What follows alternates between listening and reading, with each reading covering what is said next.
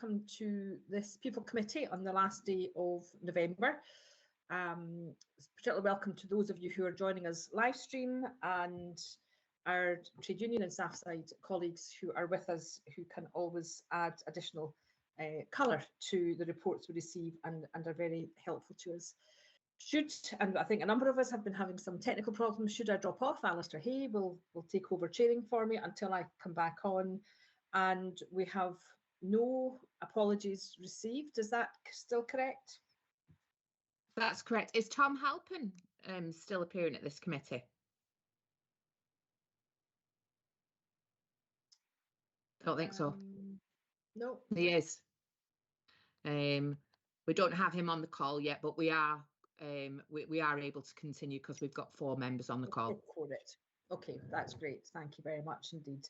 So just again, to remind us all, in terms of contributions, it's incredibly helpful if those presenting papers can make the assumption that members have read the papers and just draw maybe in a few minutes the key highlights they want to bring to our attention.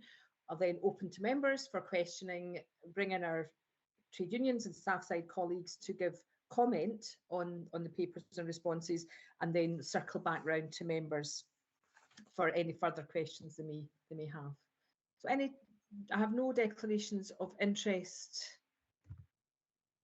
to date, so any other declarations of interest people want to declare?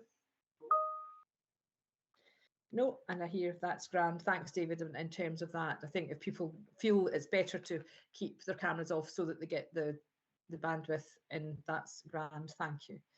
So no declarations of interest. Minute of the People Committee of the 31st of August.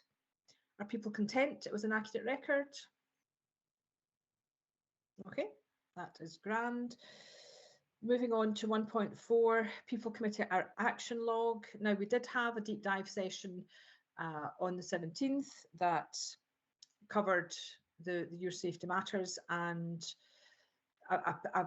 albeit a very brief overview of options for progression through the system in terms of promotion, and we took it from a female perspective. Are people content that that has happened and we've closed it off? There may well be other questions we may have, but they can come up during the meeting and we can take that forwards in a different way if we wish. David? Thanks, Chair. I'm just looking for some clarity to what the outputs of that were. I don't think we were involved in that, stand to be corrected if we were, but it's just what that looks like. Okay, so that was where we had the committee members ask for further information on that. So it was almost a particular briefing for us. So we had the Youth Safety Matters briefing, which I'm quite confident you'll hear us reflect back on later on in the agenda. And then we had information about progression of females through the system. We took that as a moving through in terms of EDI. I think it was rushed. I suspect we'll come back to it. However, David, you raise a helpful point in terms of when would it be of value for us to have staff side colleagues alongside us in that to enrich the conversation. And I think we could probably make a note of that and take that offline as well. Thank you. Thank you for that. Did we have any female officers inputting into that? I think that's my concern. So it was I think a statistical presentation of data, David. It was, these are the women we have, these are how long it takes. I think it's unfinished business in terms of, I think it was, for me, it was a bit of information, but, and I'm keen to have a bit more discussion today about the actions that are being taken and what we're doing to improve that. But I know that when I meant to meet the IRG on EDI, then I know that one of the members there also commented on Black and minority ethnic colleagues also feeling that the transition up the ranks for them was slower than it was for their white colleagues. So I think there's something, yeah, and we had an incredibly powerful presentation on the Your Safety Matters, a lot of data, a lot of the improvement work. It was very, very impressive. That the female progression through the ranks, we really only had 20-25 minutes on that.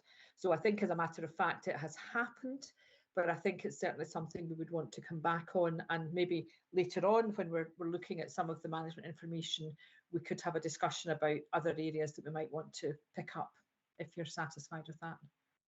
Yes, thanks. Yeah, I think it's just the way when I read that, it probably doesn't look particularly good, the way it's the action, but as it is, and then there was a session took place and proposed to close. I think you could probably do with a little bit more narrative just to explain what you've said there, which makes entire sense. Okay, we'll catch that through, but that's helpful. Thanks for that, David. Susie? Yeah, just to give the offer of feeding into that as well, I think there'll be some qualitative information we might be able to bring to it as well as the quantitative, but and the other element I would suggest that's important in that you might want to consider, Chair, is perception can be more powerful than reality. So despite the data maybe saying one thing, there's potentially perceptions that something else is the case, and at which point, you know, then that might lead on to consideration around comms, etc. So I'm sure you've got all those things on your radar, Chair, but just wanted to make the offer. Very happy to feed into that. Thank you. No, that sounds as though it's something we ought to be taking up and having a broader discussion and debate and dialogue on. Like everything in life, never mind Police Scotland, it is intertwined. So it may well be that progression through the ranks is equally bad for whatever characteristic you have, or it may be worse for people with protected characteristics. I think the data suggests it's slightly worse, but I think we've yet to get further evidence about the proactive action that's taken on that. Okay, thank you very much for that. So in terms of the action log review, are there any comments from members on any other aspects of the action log?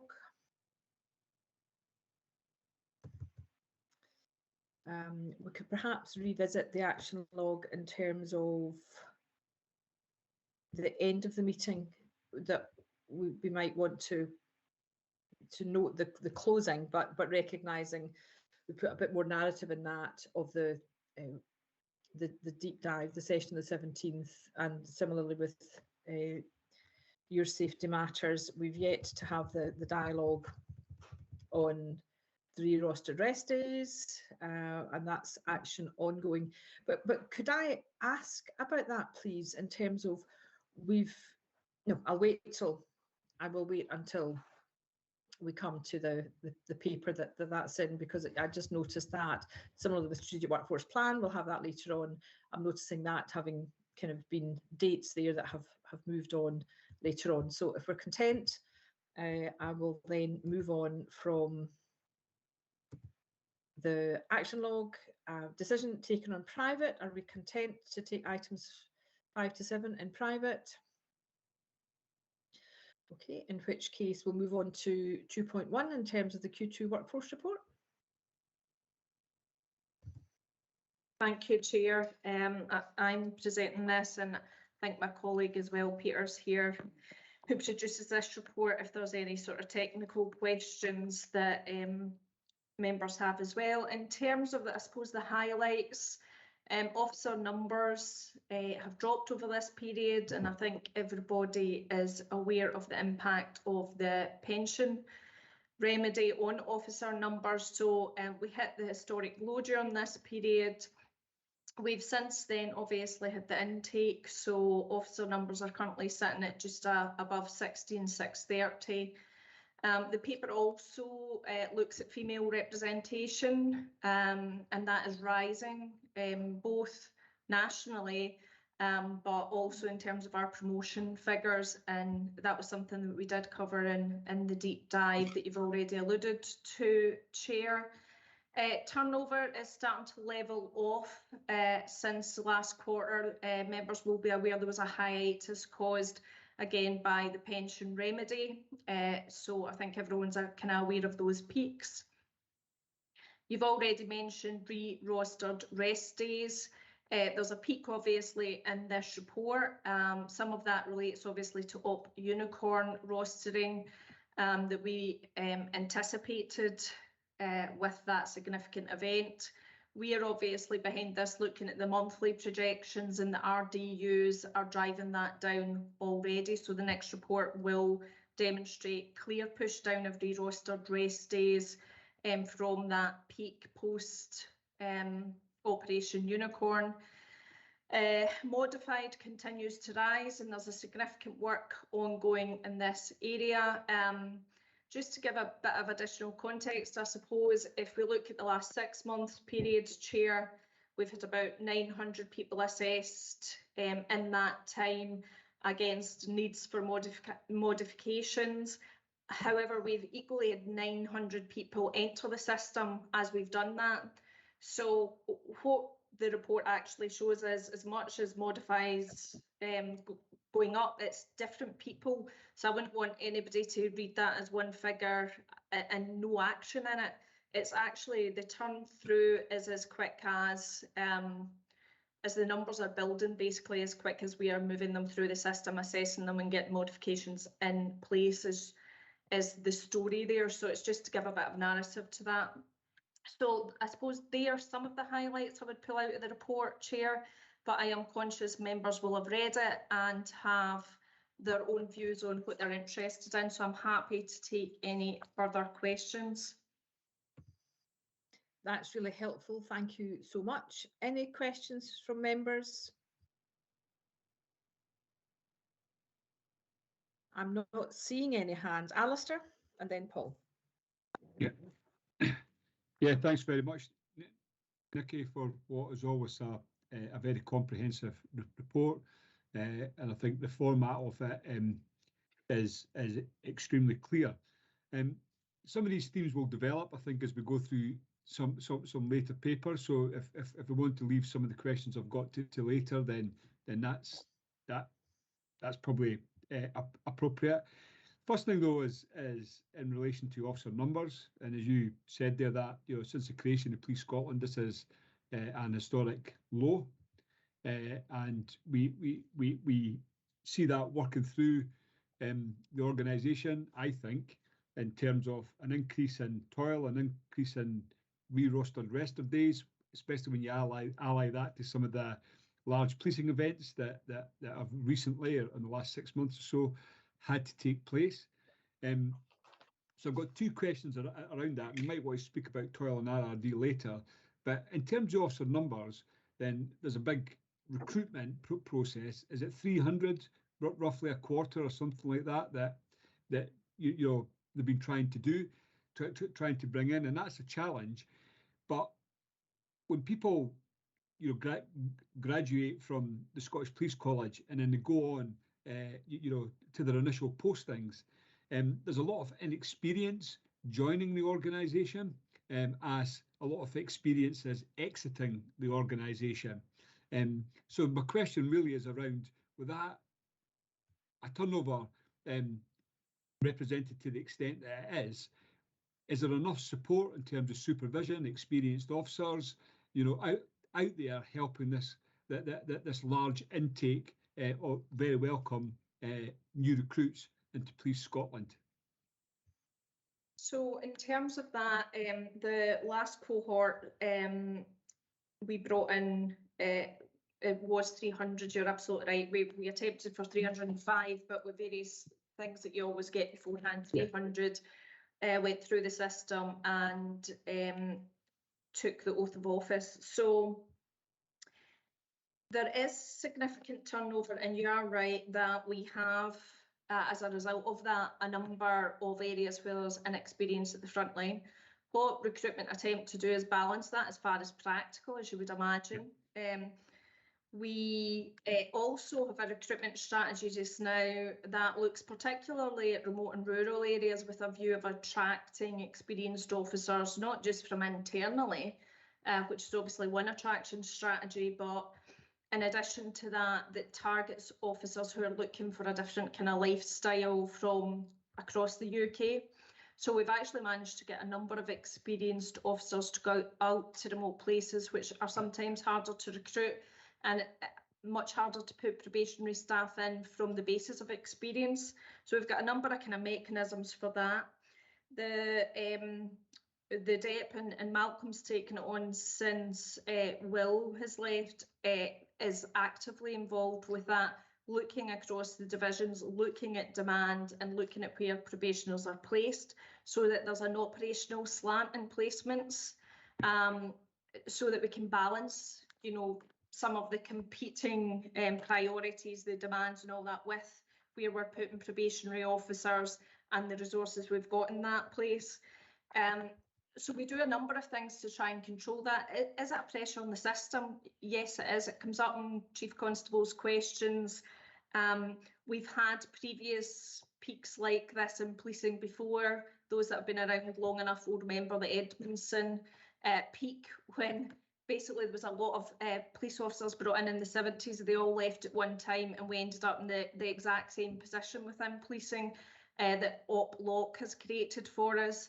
So there are a number of mechanisms internally and short that we deploy to ensure that we have got resources in the right place and that we're balancing that as far as practical. But I would be lying if I said it wasn't a challenge.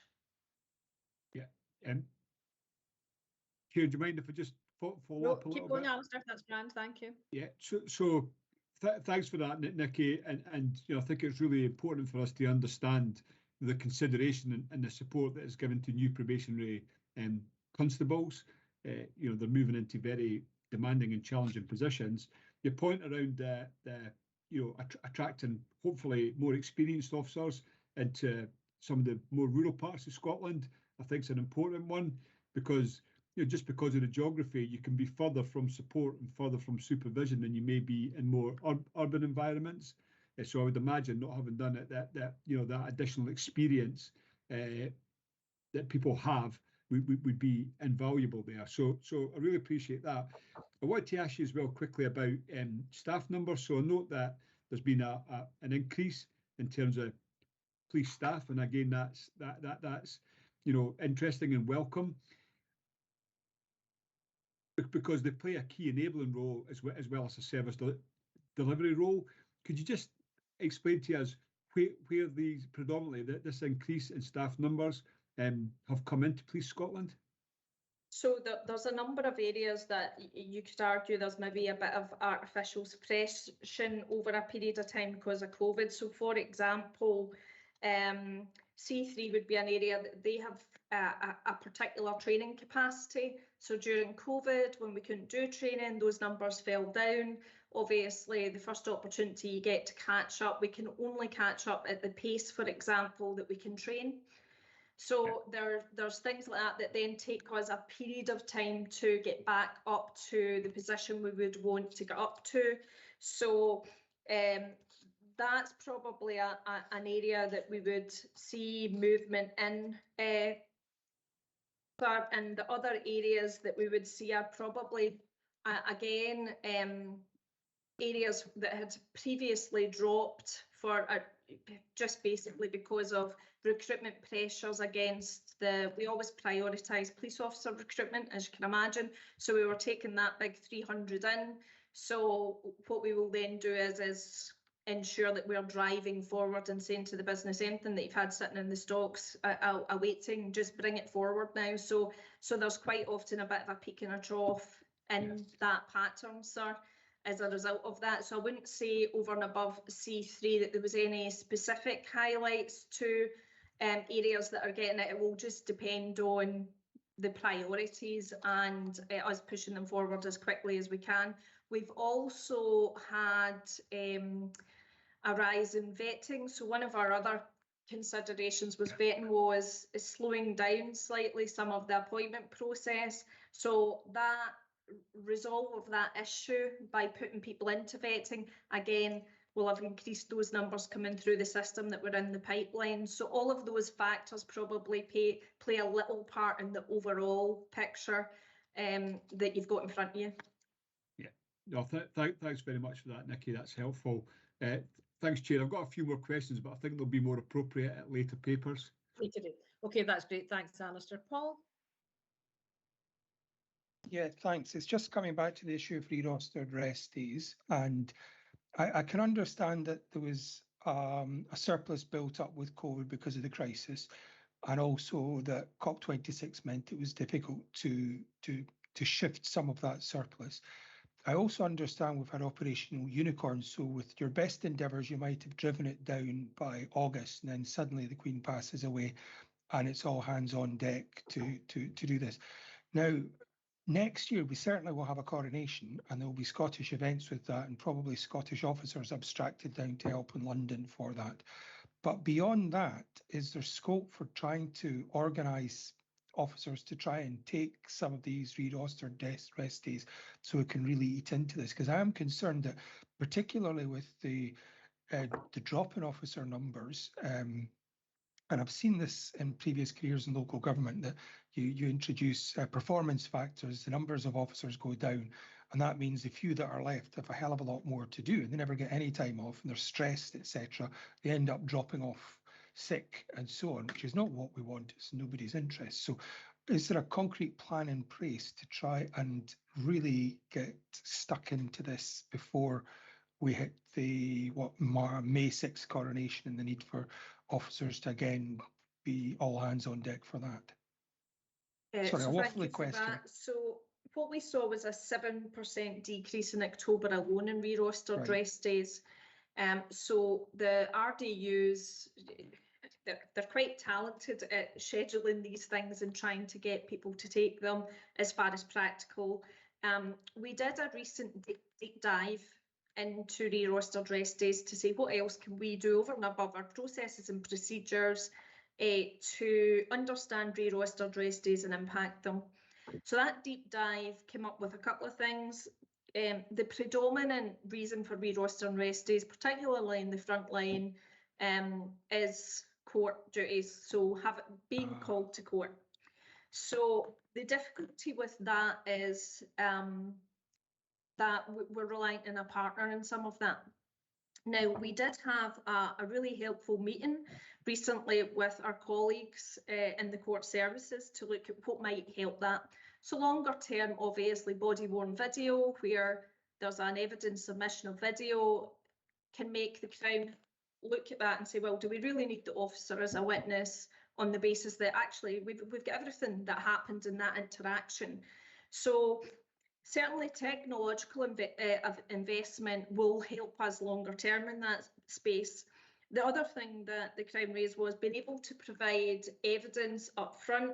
So again, our digital strategy moving forward, evidence provision in that space, and being able to provide that to the prosecution and the defence early doors means that other people, that perpetrators might decide, all right, okay, looking at that, I should just say I'm guilty now rather than wait to see the evidence.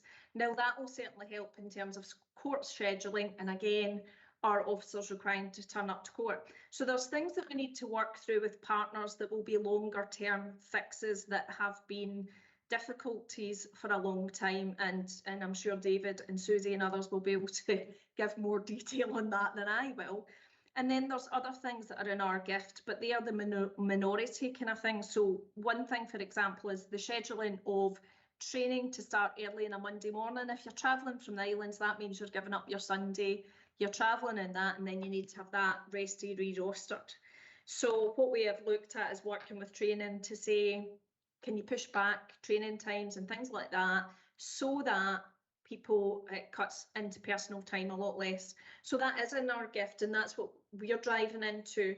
But as I say, the more significant impacts are the courts, and certainly in our senior ranks, the on-call, the fact that we need senior people to be available for things like significant firearms events or things like that. And obviously, when those people are interrupted over a weekend, their ability during the following few weeks to re-roster, generally speaking, most senior diaries are projecting several months ahead, so it's much more difficult to re-roster quickly than it is with frontline troops. So we've done quite a lot of work. Sorry, how senior is senior in this instance? So our most kind of the ranks that carry our highest number of re-rostered rest days per head are ASP's ranks and our own executive. So take, for example, just now we've got 2 DCCs instead of the 3. So Fiona and Malcolm are effectively rostered every second week just now.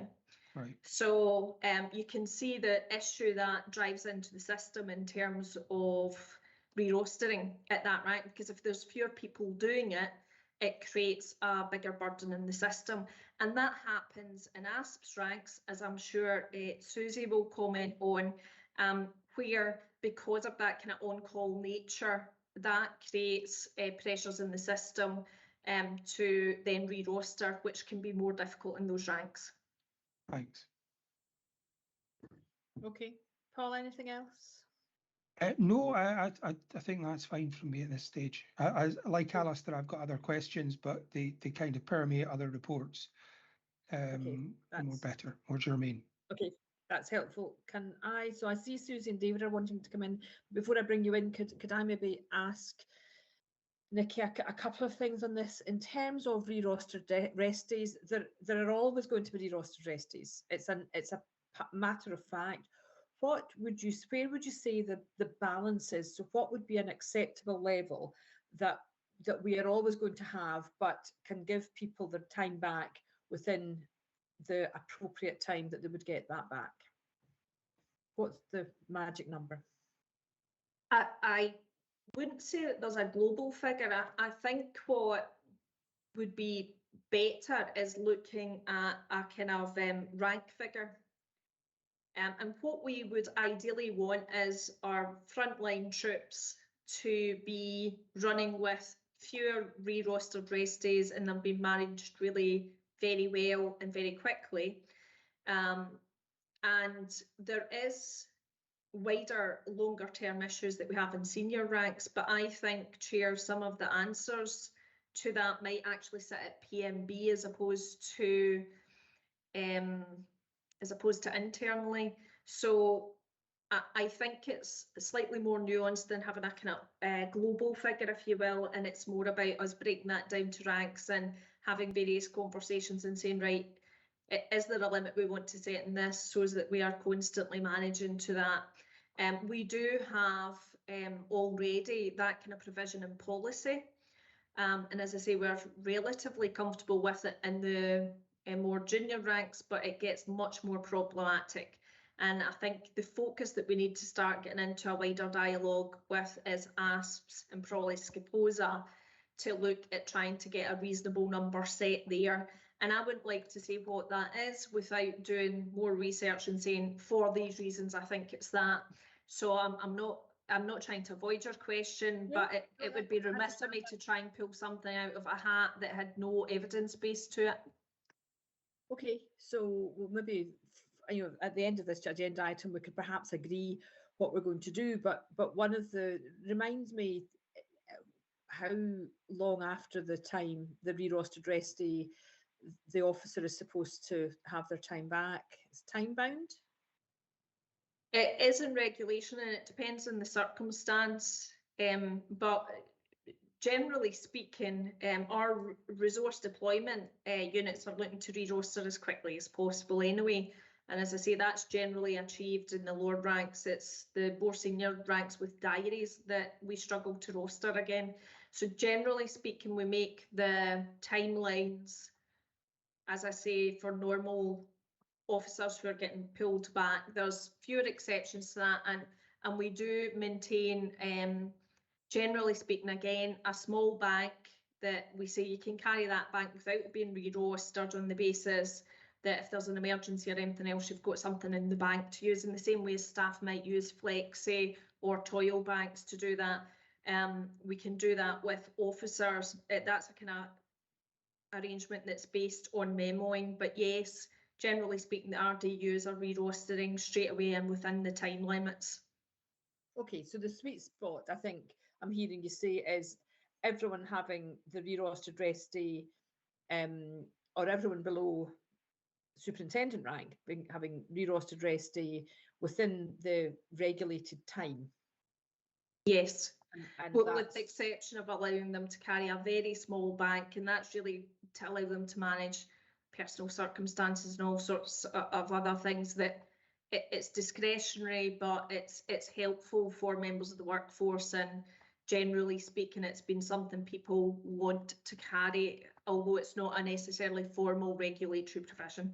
So in a way, in my head, from a well-being and a pressure on the workforce, in a way, I would almost discount that, because it's almost like people holding a personal bank that suits them. Okay, so that's my re-rostered rest day question. I'm going to ask the same question about sickness absence. So we see a variety of levels of sickness absence. Where are we if we were looking at the sweet spot? So what would we normally expect within a police workforce? We're always going to have absence. We're always going to have absence related to the type of work that police officers do and staff, but also the routine type of illnesses that people have. So what is it that we would expect to be normal and for that we would be aiming to get would be a good standard that would demonstrate, a healthy, resilient workforce? So my personal view on that, without doing any benchmarking to come back to you, would be that we would want to aim to get back down to pre-COVID levels as a baseline. Now, when I say that, obviously a caveat with we've got an ageing workforce, so we would expect over a period of time, attendance to be impacted by that. But I think if you were getting down to a pre-COVID level, that would be your initial. If you were to set a target on it as such, I would be saying that would be where we would be looking at and saying, is it possible to get with an ageing workforce back to that kind of level in the first instance? So I'm wondering whether we could get reports on trajectories in terms of what action the force is taking to support well-being of the workforce, and checking that the positive action that's been taken is actually making a difference. So in terms of action, obviously we've got later on in the agenda the wellbeing report, so preventative action around vaccinations, the flu vaccination being one of those vaccinations, but not the only vaccination, and various other things. That the first step is to get into that prevent agenda to stop people being sick in the first instance. The other area that we are looking at heavily at the moment is mental health, understanding it, doing a deep dive. It's very complex because the way our data works, we can't hit buttons to do this, so we have to pull people offline and have them do deep dives. However, Susan's team's been working that and made some progress. We will be pulling that analysis together to say, well, what does that tell us, and how do we have to respond as a result? Because as you're aware, mental health illness is not only a problem across society, but obviously within our workforce, that is a rising area of illness that we have to respond to with every other employer. But that is something that within policing is obviously concerned, because police officers require as a profession to be extremely resilient. We know, Chair, that the level of trauma they see in their careers is significant, and as a result of that, we have to be able to put support in place to protect their mental health as well. So we're doing a lot of work to understand that in the first instance, so that we can then say, right, what are the actions off of the back of that? But I'm sure that when it comes to that part of the agenda, Damien will go through some of the wellbeing measures that we're looking at the moment. Okay, that's helpful. We could take that up. I have two final questions. One about gender. So I think it's good to see an increase, but it's a very small percentage increase. So when we say there's an increase in women, can you give me numbers of headcount? Now, I will be able to give you that, Chair. I don't have that in front of me right now. I'm just wondering if Peter's got it on the top of his head, because he does it that regularly for me. But what I would say is I can The certainly. increase was small. Yes, the increase is 0.2% in the quarter. And that's obviously after turnover and everything else. So it is an increase, but I'll get an exact number for you, Chair, and get that circulated. Okay, so maybe about 7, I think. I'm not sure, but if we have the number circulated, that would be helpful. The final question is one of education for me. There are 2 retirement categories. One pensionable in terms of the report, and one, it doesn't say it's not pensionable. Could you maybe help me understand what, am I right in thinking there's 2 retirement categories, or have I misread this? So there's pensionable service, and then there's police service, Chair. So this is 2 different areas in terms of scope. So to give you an example, I could have been in a council before I joined the police and built up so many years pensionable service, can then join the police and then do, for example, if I had done 3 years, just for argument's sake, in the council and did 27 years in the police, I might be at that kind of 30 years in terms of my pension, but actually 27 years in terms of my police service. So there can be a variation in terms of what your pensionable service is and what your actual police service is. Okay, that's helpful. Thank you so much. David, can I bring you in, and then I'll bring Susie and David Page, if I could bring you in, then I'll bring Susie and David Hamilton. Thanks, Chair. Just a couple of comments. Nikki had mentioned we're working with the Crown and the Court around the disruption. There's a bit of kit called Court Scheduler, which is the thing that schedules, and we're doing some development work, Police Scotland IT, with the courts and the Crown, and we're looking at testing a new version of that in Q1 next year, which might help. The other thing I was going to mention, because it hadn't been mentioned earlier, was part of the pay negotiations for this year and the PMB was around the strategic commitment to reduce the disruption to officers and staff from things that could be avoided, and we've already talked about courts as being one of them. So this whole area of reducing the impact of officers on officers and staff of interruptions that basically require an RRD is one of the areas that we'll be looking at in partnership with the Federation and the unions as part of that strategic commitment. At the moment, I mean, an awful lot of what we're doing at the moment is waiting to see what happens with the budget on the 15th of December, because that might set some quite interesting challenges for us around the strategic commitment in the context of what a new budget looks like. So I just wanted to provide a couple of additional comments there. Thanks, Chair. Oh, that's helpful. Thanks very much indeed. Susie, thank you for your patience. No worries, Chair. Thank you. I've got a couple of comments as well. I think might help, your further understanding on the answers that you've heard. Firstly, absolutely, there have been and there are ongoing attempts to get early pleas at court. Those were suspended through COVID. They were sheriff-led generally, which so we have to be sort of led by them as to when they felt comfortable restarting those. But my understanding is they have restarted and generally come under Chief Superintendent Barry Blair. Looks at a lot of that work. So that, I think, as far as I'm aware, that has restarted, and that should bring some earlier pleas. And in terms of the re-rostered rest days, it's a really fine balance between well-being and needing to give people their rest and also not penalising people, because most of these have been accumulated at the behest of the service, whether that be through additional duties or lack of sufficient resource or dealing with a major event. So it is quite a fine balance. I think you heard in Nikki's response to your questions, and it might have been your question, Paul, that one of the main drivers for it in the senior ranks is on call. There has been an on-call review carried out, but it was a bit more limited than I'd anticipated it being.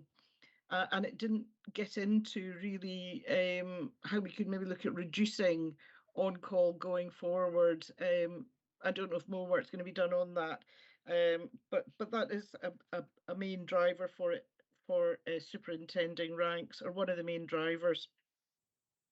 And then a couple of things I just wanted to touch on is the increase in women in the service. I noticed in the EDI report as well that seems to flip at post 30 years. I might have read the detail wrongly, so I'll bow to Nikki's better knowledge if I have, but it looked like actually statistically more women were staying on post 30, and I'm wondering if part of the driver for that could be the pension issues around part-time working, that you're not able to claim, you know, your full pension without working on additional time. So that might be a driver for that. I don't know what impact that's having on the overall gender figures, but it may be something that we'll see more of going forward.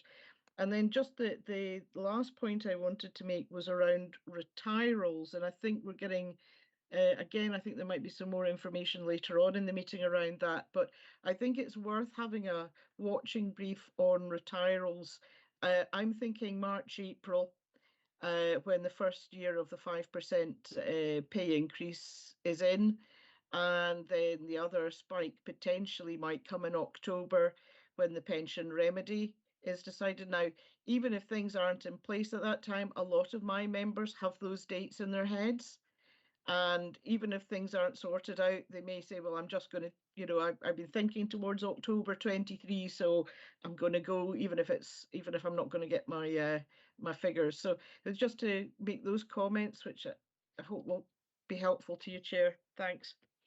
Susie, that's really, really helpful. And I'll come back to the management team on the on-call piece in a moment, but David Hamilton, again, thank you for your patience. Thank you, Chair. Just a couple of, again, additional comments to make. On the re-rostered rest days, first of all, I think the problem, and it was alluded to the chief officer rank, there's not enough of them. And that's, again, one of the pressures we're seeing at the lower ranks as well, where there's just not enough officers to take the time. So when, for example, an officer has their day cancelled, a weekend Saturday cancelled to work at say a parade, for example, then they're losing a Saturday. Now, the kind of guidance from P&B is where possible, the officer should get another Saturday. They're never going to get another Saturday. And the reality is there's not enough. So when people want the time off is not when the service can afford it. And again, that just comes down to the pressures of demand and the numbers we have. I think another point worth making is that this actually masks, that's not the right word. This doesn't perhaps show the impact of double lock, which is a mechanism which was used extensively in the last quarter to avoid the rest days going up by allowing financial payment rather than the rest days being accumulated. So actually, this is in some ways the tip of the iceberg. There's been a lot more disruption that has been dealt with through different mechanisms, principally through overtime. On the court aspect, our figures in Police Scotland are 97% of time spent in a court is wasted. 3% of the officers' time going to court is spent giving evidence. The rest of the time is not getting used. And that just again shows the huge inefficiency and disruption of the court process. And again, just finally on that particular aspect was I suppose to prepare you for more pain. As we go into the festive season, you'll be aware that public holidays of Christmas and New Year's Day are on Sundays, and therefore you can expect to see even those in the 24/7 response, 40% of them getting additional rest days, and also everyone who works on a Monday to Friday basis will be getting additional rest days for that. So it's just to warn you and forewarn you that there's more coming on this. And when you combine that with where the annual leave situation is, £33 million carryover projected at the moment, you know, it's difficult. And a lot of this is down to the fact that the officers can't get the time off to you know, essentially take the time because we can't afford it. And that's what we're getting back is at a local level, can't get the time off, although they want to. Just on the leaver side of things, again, it's very interesting to see where people are leaving from. But I think the other aspect of that is where the posts are leaving from. so that if the Chief Constable has made a commitment into the 3 priorities of local policing, C3 and PPU, and I think this is where it'd be interesting. I suspect you may be interested in the future of seeing where do the levers posts actually go? Are they transferring, or are we just backfilling into where we currently are? Because there's an opportunity here of being more dynamic, perhaps in terms of the workforce profile, as to if somebody comes out of a particular area. Not to say it's not important, it's just not the priority. And I think we need to start living and breathing those priorities, because we're not convinced that we're seeing those yet. David, that's helpful. Thank you very much indeed. And we could maybe pick some of that up, Tom, in the discussion we have about the strategic workforce plan. Can I go back then and ask about on-call, and if there's further work to be done that would reduce the impact on the superintending ranks, or could we have a report then that tells us about on-call, David? We are intending on doing more work on-call. One of the issues around on-call is who actually does on-call. On-call at superintendent and chief superintendent level is voluntary at the moment, which means when people move into being a superintendent or chief superintendent, what we find is that there's kind of cohorts of people who are qualified but don't do it, and there are cohorts of people who just don't take the qualifications and can't do it, and then there's cohorts of people who are qualified and do it all the time. So there's a real kind of concentration on a relatively small number versus the rest of them. This has been a perennial problem. It's one of the things I've mentioned at PMB, that one of the things we need to look at is proper strategic solutions to this. And one of the solutions that we might look at is that being on call isn't a voluntary option. If you're going to become a superintendent or a chief superintendent, it should be that if you want to become a superintendent or chief superintendent, you have to be prepared to be on call if you can.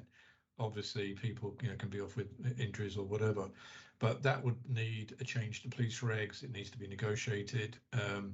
But if we're going to kind of break through this, it does need something a bit more fundamental than pass the parcel with on-call problems or pass the parcel with RRDs. So that's part of what I'm trying to do with the kind of Ops 1 thing, which is pull in some of these perennial problems and try and get strategic solution to them. So there is more work, but it'll take a little bit of time because it's going to be fairly fundamental.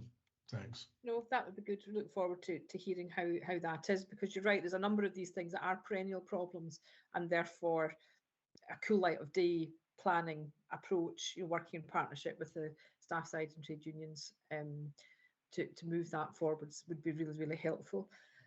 Susie, I'm going to give you the last word and then move on. It was really just to provide really a little bit more information around that for you. 85% of superintendents, chief superintendents do some form of on-call. So albeit it's voluntary, the vast majority are doing something. One of the issues is it's lumpy.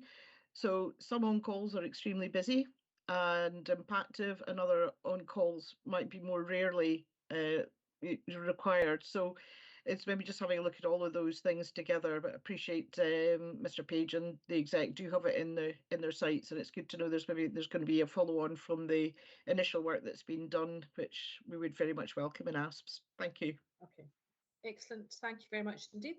So over to you now, Tom, in terms of the biannual strategic workforce plan update.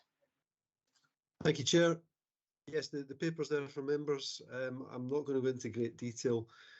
It follows from the last update, which had more detail back in June on the 8 work streams that had been developed as part of that original SWP in 2021. Much of the activity that I've been driving over the months since I took over this area has been in response to the HMI review, which members are aware was published in August. Which is a fairly fundamental look at how we go about strategic workforce planning.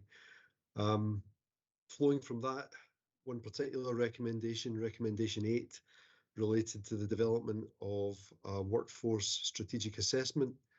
That's underway, and it's work that we'll bring to this committee in February.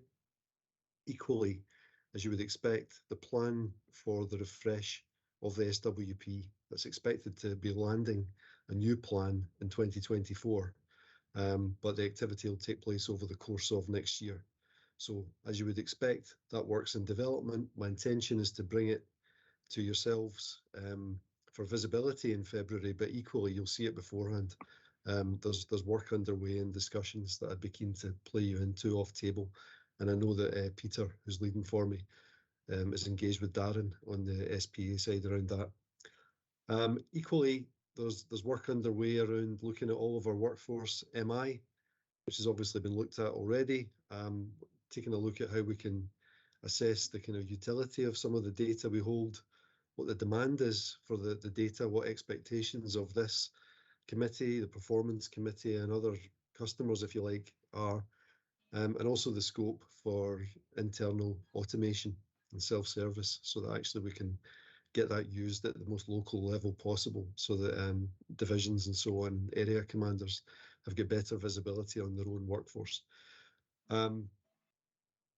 And essentially that will be part of our 5-year performance framework that we're going to be speaking to Alistair's committee next week about.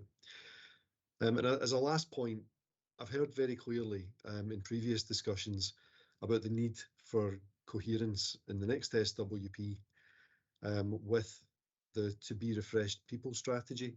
Equally, there's work underway around our approach to training, and we're also developing work around our approach to pay and reward. So the work that myself and Nikki are driving forward at the moment is to pull that together into a coherent framework internally. Again, we'll give you sight of that when it's ready.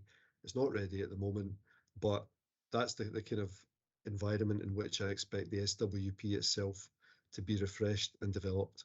And we're also having a good discussion with Skills for Justice, who have experience in this area and who I'm keen to play into the process. So that's it, but happy to take any questions. Thank you. Tom, that's really, really helpful. Thank you very much. Members, I'm not seeing any hands up. So Alistair, sorry. Yes, sorry, Fiona. I've obviously got slow fingers today. So it's more a comment than a question at this stage, because we've had a number of discussions around this, Tom, and to me it seems that we're at a pivotal point, a transitional point from what was the strategic workforce plan, to what will be the strategic workforce plan. And rightly, you've highlighted it's almost a fundamental rewrite that has been recommended in the assurance review that was carried out by HMI, and it's good to hear, and I know just how much cognizance is taken of those recommendations. So we're at that sort of pivot point, that transitional point, and it is really, as we move into, my comment is, as we move into an even more challenging environment, if that is possible, the value of strategic workforce planning in an organisation. The rate of change is increasing.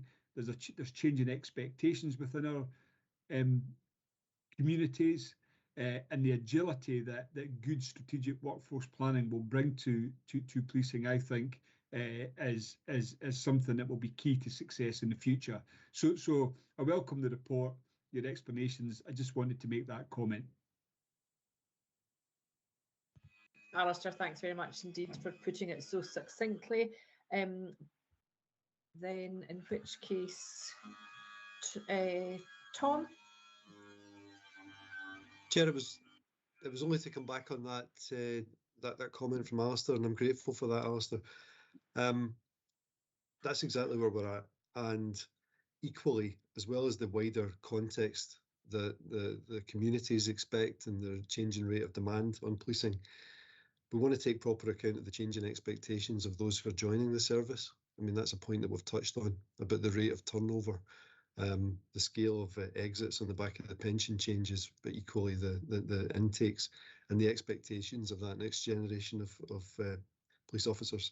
So that's work that we want to play in, and we've got some research work that we're going to be kicking off soon, just so that the next plan is as useful as it possibly can be and prepares us for that. So thank you. That's great. Thanks, Tom. Can I just check in terms of the creation of the strategic workforce plan will be done in partnership alongside the trade unions and the staff side organisations? Yes, Chair, happy to confirm that. It's a point that was raised at the Corporate Finance Board this week and actually last month. So I've given the commitment to David, Susie and others, Derek, who I think is on the call, that we'll be engaging them, if not before Christmas, then certainly in early January. And it will be a collective effort, but I think we can maybe move with a bit more pace as well than perhaps was the case last time. Thank you. So I think that the piece would be really helpful. So I look forward to seeing, because I've noted, you know, in terms of the actions and bringing them forwards, it was November last year, then it was another date, and now it's November. So I look forward to February. And I think the point about preparing people for life in the police force and what that would be like, I think our Gen Z actually are quite a different breed, and I think most employers are actually having that same dialogue in terms of what does a good career look like, and how do we respond and morph to that. So that's, look forward to what you're bringing back in February, Tom, and appreciate the work that's happening. David Hamilton. Thank you, Chair. Just an observation, and it goes back to the paper and the transformation of public services. There's no question, of course, that these are accurate figures in terms of the reductions in the savings that have put money back into public purse. I do think, though, that it would be helpful to flag up some of the costs that has incurred. So, for example, it's entirely accurate to say that we've 20% of the fleet is electric vehicles, but actually there's a cost to that, which is that a lot of officers can't get access to vehicles because they're waiting for them to charge because we don't have enough chargers. And those are some of the challenges that fit within the in trying to do what we're doing. By cutting down the number of management ranks, there are consequences to that, perhaps not very easily to put a financial price on, but we know that we've got some management cultural challenges because of a reduction in supervisors and so on. So I think I would just comment that on top of the savings, which are accurate, we need to be honest as to what the picture actually looks like, which is not, this has not come without any cost in other areas of the business. It's a cash return, but there are other costs which need to be factored in as well. No, I think that's really, really helpful, David. And at times when a decision is made, say, to reduce the supervising ranks, on balance, then the unintended consequences may be that it was too bold, or having worked through it may need changed. And I would look forward to seeing that in the strategic workforce plan. And I think you're right in terms of the transformation, in terms of some of the unintended consequences. But these lumps and bumps need to be worked through. But please, thank you for raising that as being an issue that is day-to-day life for many officers and staff. Okay, that is helpful. Thank you for that, Tom. Going back to you, Nikki, in terms of the Wellbeing and Inclusion Report. Thank you, Chair. So this report obviously outlines, as I've already alluded to, some of the work that's ongoing, the preventative measures, as well as the kind of proactive assessment work that is ongoing to support individuals just now, but also hopefully again look towards that prevent agenda if people undertake, for example, mental health assessments that tell them here's vulnerabilities, here's what you can do for yourself, that will help people inform good personal choices as well. So I think the report's all there. Happy to answer any questions. And Chair, can I just apologise? Susan Beaton was attempting to join us today, but has had a horrendous day with technology. So we've got Damien here, who ran here having dropped their child off at nursery. So he's probably a little harassed, but between the pair of us, we're happy to answer any questions. That's grand. Thanks very much, Nikki. And of course, we've all had terrible IT days, so we do understand. Okay, so thanks for that. We've rehearsed probably some of the wellbeing issues that already. Any other member questions on the report? Paul? Yes, thanks, Chair. Just a couple of areas I just wanted to look at. I'm interested in the area of trauma and policing, and I'm conscious that trauma, the impact of trauma further down it's not something that manifests itself on a schedule. So I'm curious how long Police Scotland keeps support in place following an incident, because perhaps it's not going to be in 6 months or a year. By the time you actually need help, it's further down the road. So that's the first question I've got. So I'm going to pass that one to Damien, but the first observation I would make, you are right, but one of the mechanisms that Trim tries to address, and it started off as an assessment in the armed forces, in the RAF, I think it was, it started, is that early intervention can stop that going down the line. So it's a prevent measure. So that's why we've got Trim in place to try and engage at the earliest possible opportunity. But I'll pass to Damien in terms of that longer term. Yeah, I think you're totally right there, Nikki, and what you say. Trim is in place immediately after the post 24 hours to ensure that there's a wellbeing check in there, and then we would have a series of interventions after that. Right. It can be a referral from a line manager, but also you can self-referral into that program at any given time. In terms of what the Trim program does, it's a 3-month period afterwards. But what we really recognise is the accumulative effect. So it's not, Trim isn't something that you can be involved in once. It can be after multiple events to ensure that you have that support mechanisms in place. The important aspect of it is the role of the line manager as well, to ensure that those check-ins continue after the 3-month period. As you said, Trim or trauma can present itself at any given moment. But that program is there at any given time for anybody to self-refer, line management referral, but also we're really trying to increase awareness amongst line management supervisors is to check in on our people, to ask that question, are you okay, repeatedly, because it can be that a cumulative effect. We also have our Help EAP, which is there 24/7 for anybody that requires support as well. What we're trying to do with trauma as well is to do a lot more awareness sessions with us, so people get a deeper understanding of the after effects of it, and trying to expand that in terms of our Lifelines program as well. There's a post-trauma session within that LTD program that we have running as well. Great, thanks for that, Damien. My next question is about the ill health retirals, and it's on 2.18.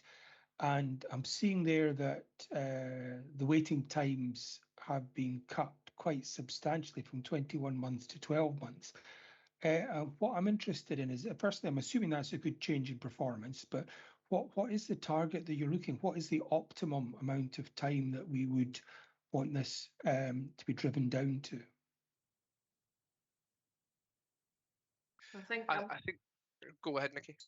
Sorry.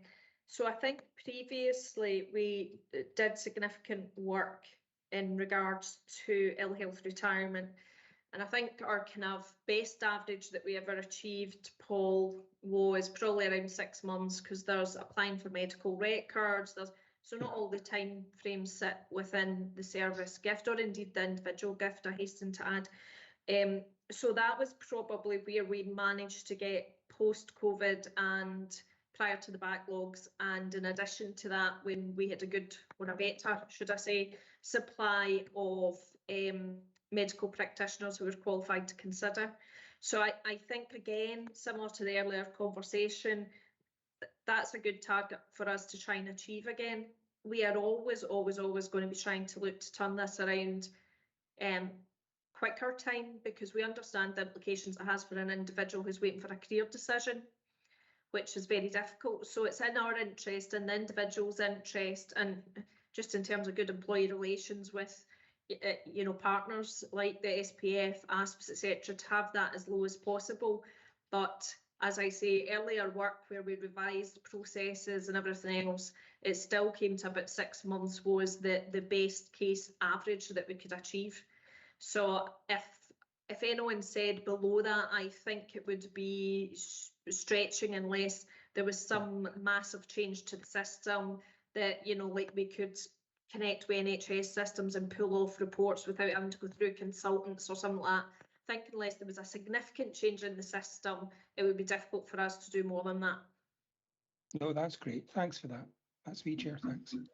Okay, thanks very much. Nikki, can I pursue the ill health retirement? Are we confident that the steps we need to take are put in place to get down to that 6 months?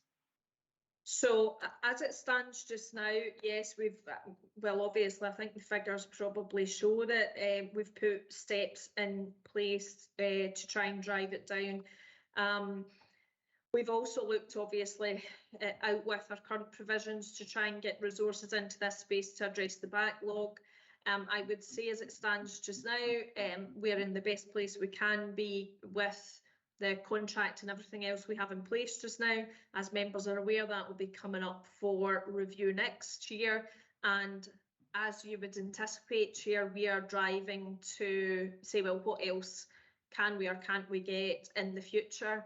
That will be, as the DEP's already mentioned a few times, related to the spending review, what we can spend in that contract and various other things. But I would say that it's going to be one of our priorities. We will certainly be pushing very hard to say this has got to be protected, because it's in everyone's interest to have a good service that gets people back to the front line where possible, as quickly as possible, but also supports ill health retirement and other things. So under the current provision, yes, Chair. So under the current provision, when will we get down to 6 months if we're doing everything we can?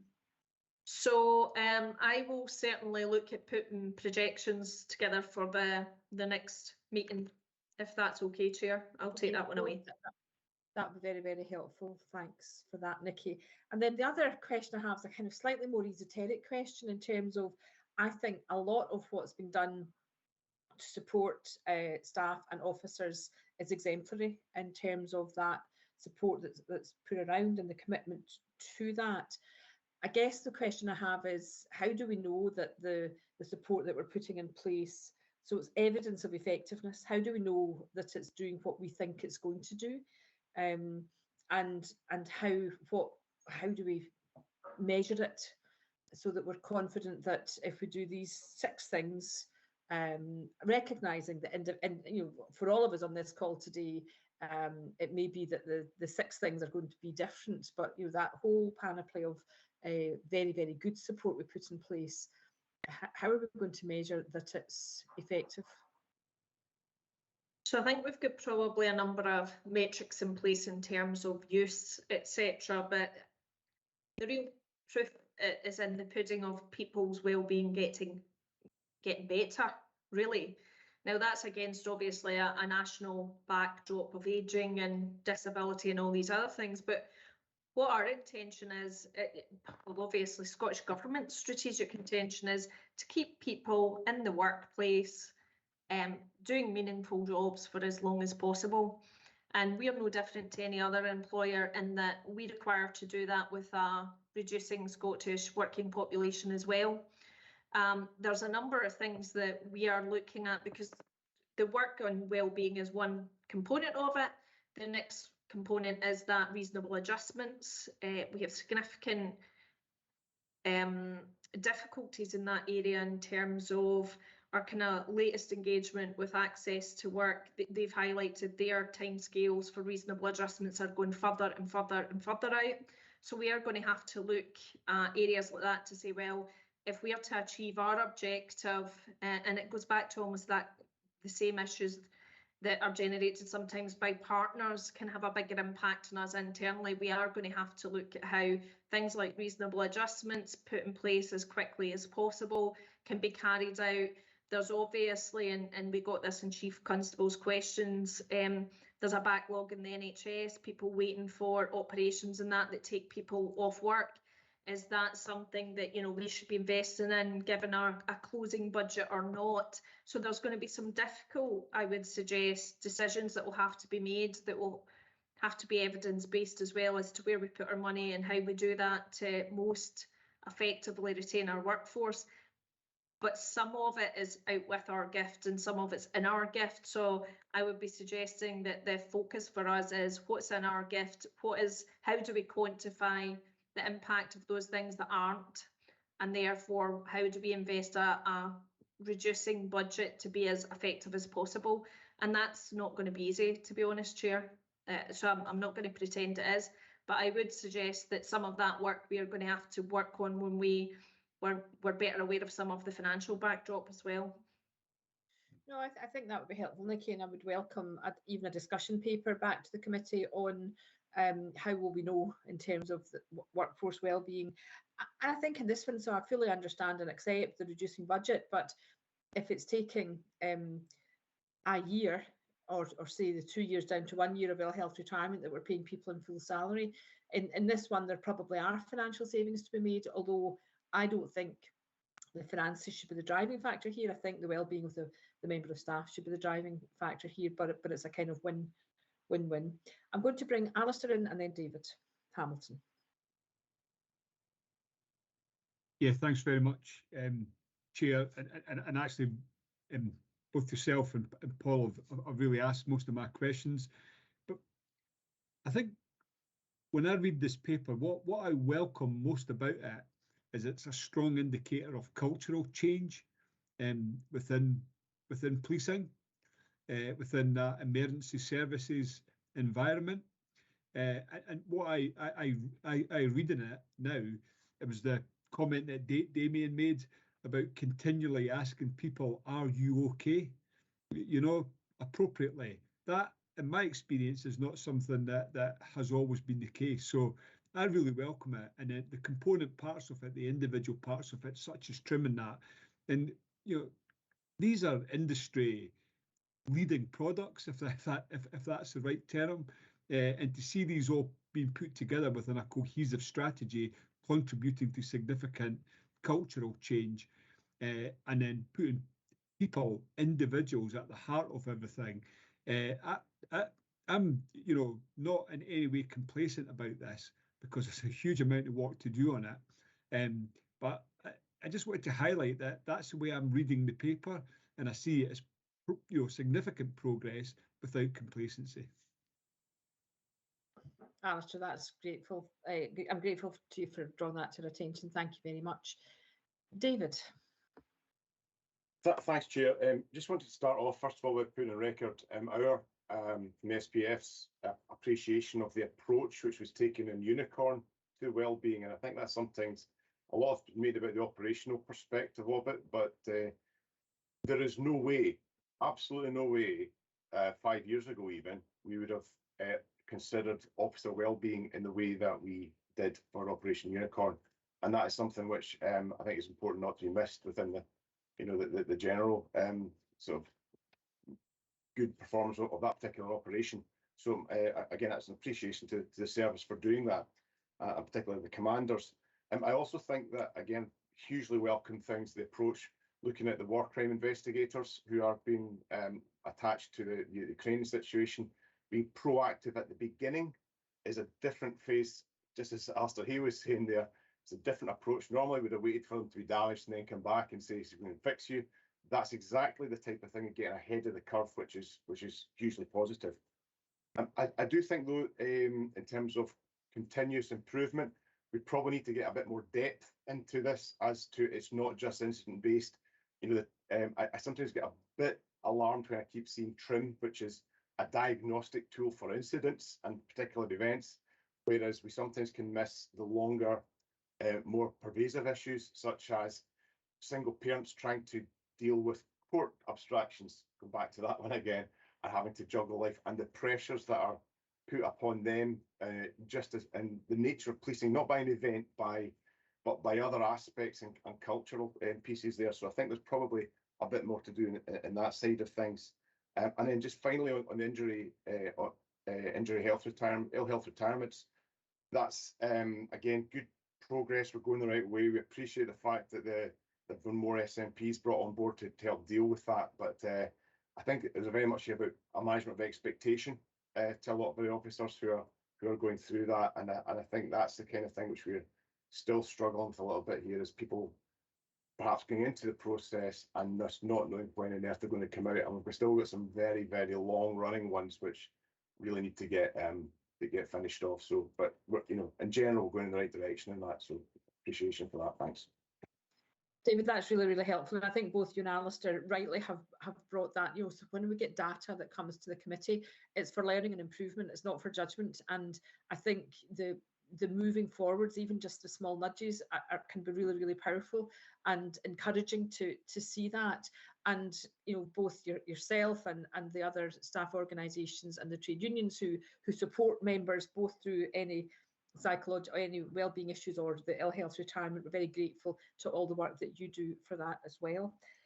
We have been referred an action from the Resources Committee, which is about further analysis coming to us in respect to officer wellbeing, impact of high levels of overtime and details of divisional trends. So I'm making the bold assumption that will come to our, it's constantly, I think you've assured us over this meeting that it is something that's constantly kept under review, but we would look forward to having a report on that for our next committee meeting. Alistair? Yeah, thanks very much, Fiona, for bringing that up. I sit on the Resources Committee and I'm sure most people are aware of this already. On resources, there is a much greater focus in terms of the financial impact of things like re-rostered rest days, but members were absolutely, aware that it is ultimately about people and ensuring their welfare, and it's not really fully within the terms of reference of the Resources Committee to look at in the depth that perhaps People Committee can, and that is why that action has been referred across, and it's just to make sure that the interdependency there across committees is not lost. And I think we've given some good consideration already to this today, but a little bit more in the future, a little bit more clarity around it would be very helpful. Okay, that's great. Thanks very much, Alistair. Okay, so we'll move on now to the biannual Equality and Diversity Report. Nikki, still with you? Thank you, Chair. So this report, as members will recall, relates to our statutory joint outcomes, and as a result, it's kind of distinct and separate from the Policing Together EDI strategy. Just in case members were anticipating kind of us starting to respond against the plan, that will be coming in future meetings, Chair. But this relates to the statutory outcomes that all Scottish public bodies will have and therefore will report on. The specific people ones, members will recall, are kind of 5 to 8. And this report evidences the kind of activity behind what we've been doing in that period to kind of mainstream the equality, diversity and inclusion agenda across Police Scotland. So obviously there will be some factors that will relate to Policing Together, as you would anticipate, because the action plans that we had put in place, we also absorbed into that process, and we didn't throw the baby out with the bathwater. But this obviously is the update report, so I'm happy to take any questions, Chair, on it. It's got a lot of different activity throughout it that are both within the kind of corporate world, but also go right across policing. So I will be happy to answer what I can. Okay, thank you very much indeed. Nikki, any questions from any members? I have a couple then. So 2.155 or 2.15 talks about various themes being analysed, and my question is, when will we see them in terms of coming there? And then we also have pages 14 and 15, a lot of activity, and how will, it's about that evidence of effectiveness, how will that be evaluated, how will we know?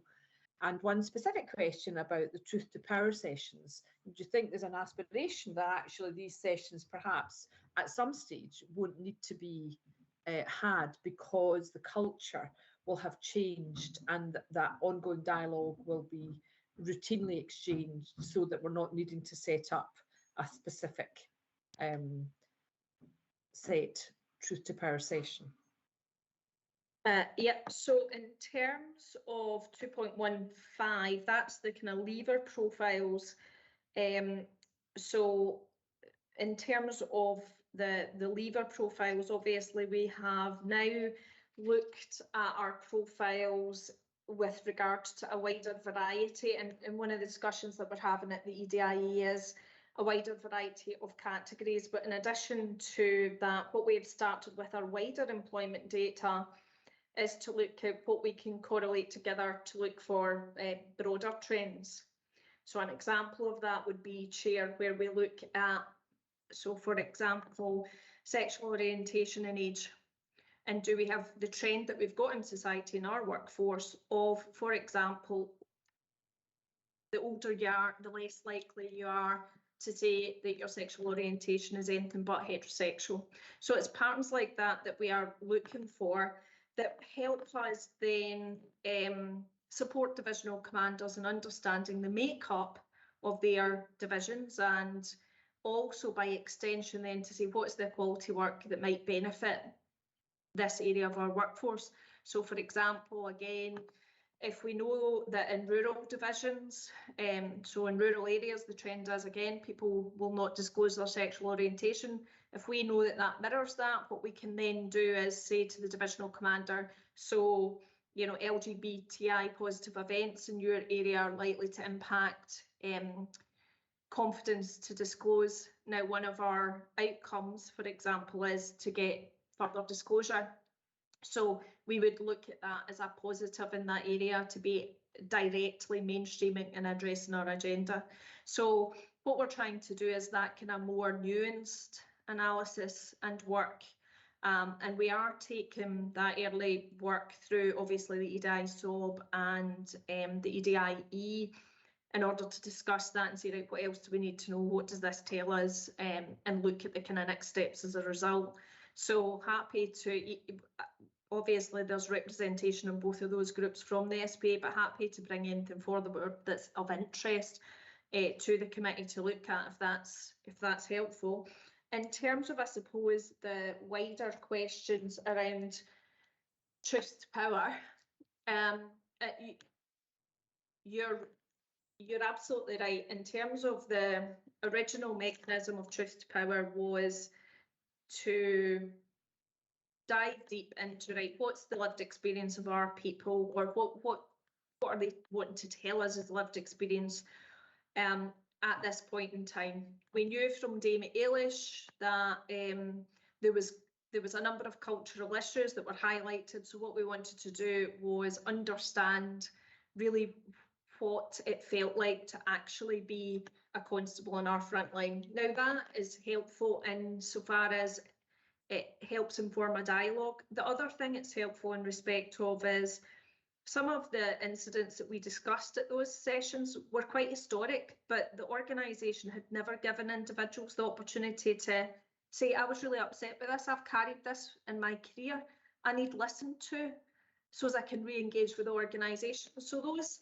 sessions were very positive in that respect. However, you couldn't continue to have that dialogue for actually trauma reasons more than anything else on a longer term basis. So they've given people an opportunity to speak out. They've given people an opportunity to voice to the organisation the things that are important for them to see change by way of cultural change. And that gave the organisation the opportunity to build the action plans. They were built with those individuals. So you would anticipate that Truth to Power will go on for a period to give those individuals the absolute assurance that all of that and them coming forward with their personal experiences had a lasting and lived impact in the organisation. But what you would want to get to a stage of is that our checks and balances in terms of our Your Survey Matter, our culture work, all of this will start to impact so that the need for those sort of sessions and the need to be heard at that kind of level will actually start to dissipate in the organisation. So I can't tell you when we'll stop those sessions. There's still an appetite for it. We work with diversity staff associations and say, is there still an appetite? Do you want to have one of these meetings? We are content to have them as long as people are telling us they're helpful and they want them. But I would anticipate, as I say, that at some stage they will kind of wither down. Okay, and then before I bring Paul in, the evaluation of all the very good activity that's going on, will that be part of an ongoing piece of work that will have presented back to us in terms of outcomes? Or would we be wanting just to see that in start data? So I think there's different aspects to this. So first aspects is how we've been trying to build the narrative around DDI world. Members will be aware that historically our data in this place hasn't been very informative at all. We've spent some time building that, looking to correlate it and saying then what does that tell us? But in addition to that, with the launch of the Policing Together strategy, there will be further work carried out to say, right, how can we measure and how can we report this? And I'll be working with Tom's team in terms of APU, etc., to say, right, what do we have just now? What gaps are there then in terms of giving assurance? But what else can we do in this space to report this and show progress? Okay, that's great. Thanks very much indeed. Paul. Yeah, just a couple of quick things. Firstly, I saw the Leavers profile makes reference to special constables, and there's some interesting information there. And it just strikes me that I don't know an awful lot about special constables, about what they do, what their profile is. Are they sometimes ex-police officers or whatever that's maybe done the early retirement? Is that a way of maybe keeping some of them under the wing of the police service without necessarily being formally, you know, with pension arrangements? So it'd be quite good to hear a wee bit more about that, and at some time, possibly not today. That's the first thing.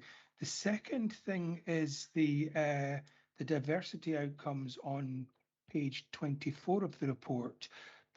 I'm looking at the table in particular, and I mean, it looks to me that the 25th of July figures look actually the poorest we've had for 2 or 3 years, with in terms of, you know, it's 65% male and only 19 BME, WME officers being recruited.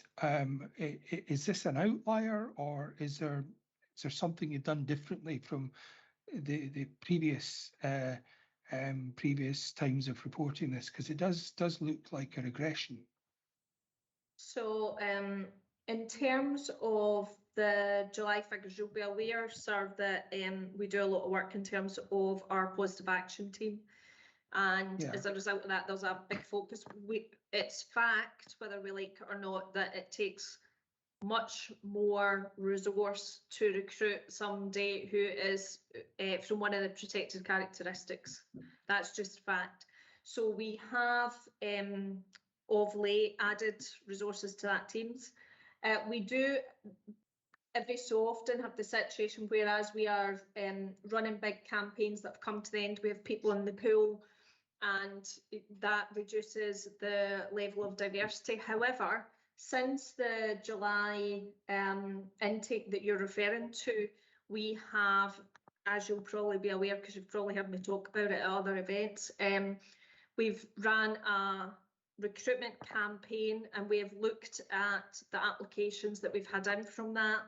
It's been a really positive campaign as a result of the success of the applications and the profile of those applications from round one of that campaign that started in August. So that's the ones that are coming through now.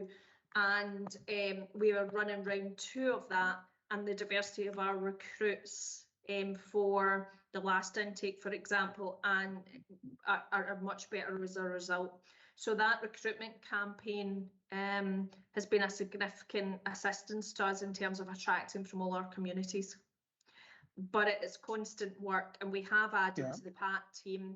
The other thing that we have also added is we're getting back out into the communities. So we did a lot during COVID online, which was absolutely the right thing to do and really helpful in terms of our recruitment during that period, and because we could have lost a lot of the good positive work we were doing. We managed to kind of stave off any significant issues, but getting back out, having those live events makes a big difference. So 2 weeks ago we had our neurodiversity event that was really successful, and actually on Monday nights are coming. We have a female in-person event at Jackton that is targeted at ensuring we get really high quality and enough volume of female applications as well.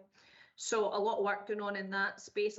I'm happy to get some further recruitment information on the campaigns and how that works. But we are doing analysis on that wider recruitment campaign by way of applications and what they looked like, that I'll be happy to bring forward and give you that assurance that that's been successful and is helping us with that challenge. So you're confident by the next time we're reporting on this that 25th of July figure will be really an outlier? Yes, because I know Yeah, already that the 300 that we've currently got are a different demographic to the July one. Yeah, and I hear what you say about it takes more resources to recruit someone with a protected characteristic, but this is the kind of the link in the chain that if we don't get that right, we end up with a less representative police service, which isn't as good as a more representative police service. I'm not saying any of the officers are not going to be good at their jobs or anything like that, but something that does reflect the society they're policing, I think, is much more stronger and much more connected. So, yeah. Well, it will not surprise you that I wholeheartedly agree with that, and that's certainly our aim. And Heather Cunningham at recruitment, it never fails to surprise me how much she pushes into this area, and she's actually going to the event on Monday night to again make sure it's back on track in person and it's powerful for that first in-person event for females that we've got going on Monday night. Nikki, thank you very much indeed. Look forward to that further information, and good to hear of the work that's been done. Alistair? Yeah, thank you, Chair, and thanks, Nikki, for the report. And obviously, it's a specific report, but it speaks early on in the introduction about the whole service approach that's going to be required for the implementation of the EDI strategy. And I'm just wondering that just in recent weeks, months, even days, there's been some significant reports published, significant commentary around some of the challenges in terms of the cultures that relate to EDI within uniformed services, policing, absolutely, the armed forces, that, and then just at the weekend there, the London Fire Brigade. So these things are emerging all the time, and I know they've been taken account of, but when you're looking at our equality outcomes and you're doing that work and you're having all these events, does that public narrative that's rightly out there around these things, does that get reflected back into your people who are considering policing as a career, from people that are considering policing as a career, that perception that is people's realities of what these uniformed services, including the policing, actually are, and then how agile, how can we move forward on our EDI strategy when we're getting that feedback, so we can get a pace on this, because it's just unacceptable. What has been collectively going on, across so many public services that ought to be operating in the public interest, and as Paul says, reflecting our societies. So there's been a lot of stuff around it, and I'm just wondering what account's being taken of it. So in terms of the first part of the point that was made around, do we get that reflected back and does that influence? Well, yes, it does. And one of the reasons that we focus the PAT events the way we do is we have female officers come in to speak to female recruits and go, that this is how it works. This is, you can ask me any question. It's an honest appraisal. We hear doubts and everything else from recruits that, I want to join the police, but is this true? Is that true? All of that sort of thing we play through, right. And we have direct, open and honest dialogues with candidates, which I think is very helpful. In terms of the wider points you're making, and the number of reports and the volumes that have fallen across the public sector, and particularly uniformed services, I think one of them would be the Baroness Casey report that deep dived into the kind of leadership challenges and the lack of leadership investment.